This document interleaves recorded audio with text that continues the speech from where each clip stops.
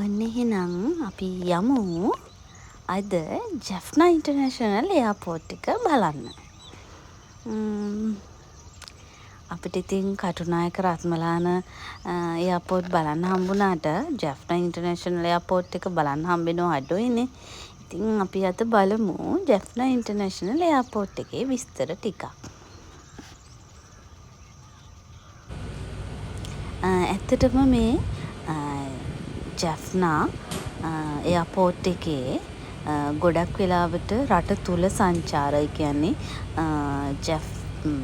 ජැෆ්නා ටු රත්මලාන ජැෆ්නා ටු සීගිරිය වගේ රට තුල සංචාර තමයි බොහෝ වෙලාවට වෙන්නේ. ඒ වගේම යාපනයේ ඉඳන් ඉන්දියාවට යන ෆ්ලයිට් එකේ කියන්නේ ඉන්ඩිගෝ ෆ්ලයිට් එක. ඉන්ඩිගෝ ෆ්ලයිට් එකත් මේ ගමන් කරන්නේ මේ ජැෆ්නා එයාපෝට් එක හරහා තමයි. මේ දුරින් පේන්නේ ඉන්ඩිගෝ ෆ්ලයිට් එකක් මේ ලෑන්ඩ් කරපු අවස්ථාවක්.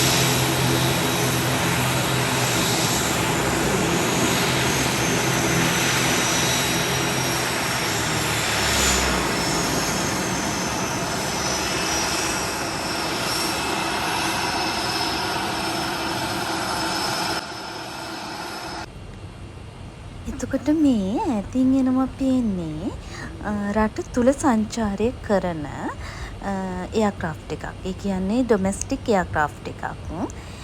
මේක බොහෝ වෙලාවට මේ රත්මලානේ ඉඳන් ජැෆ්නා ගමන් වාර ගමන් කරන මේ ඩොමෙස්ටික් එයාක්‍රාෆ්ට් එකක්.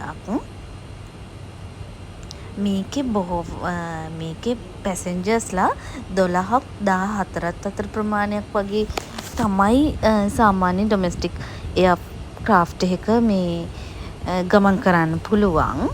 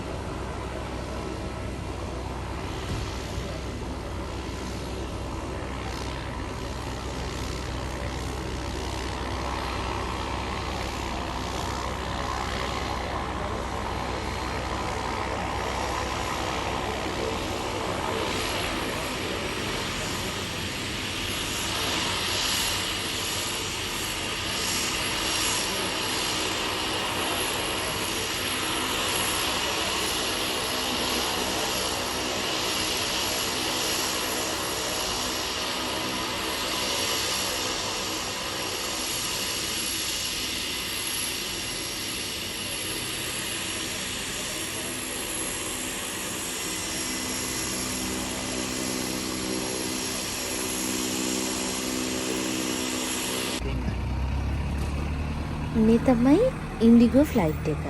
මේ ඉන්ඩිගෝ ෆ්ලයිට් එක මේ ජැෆ්නා එයාපෝට් එකට ආපු වෙලාවක්. ඉතින් එහෙනම් තවත් අලුත් වීඩියෝ එකකින් අපි ආයෙ හමු වෙමු.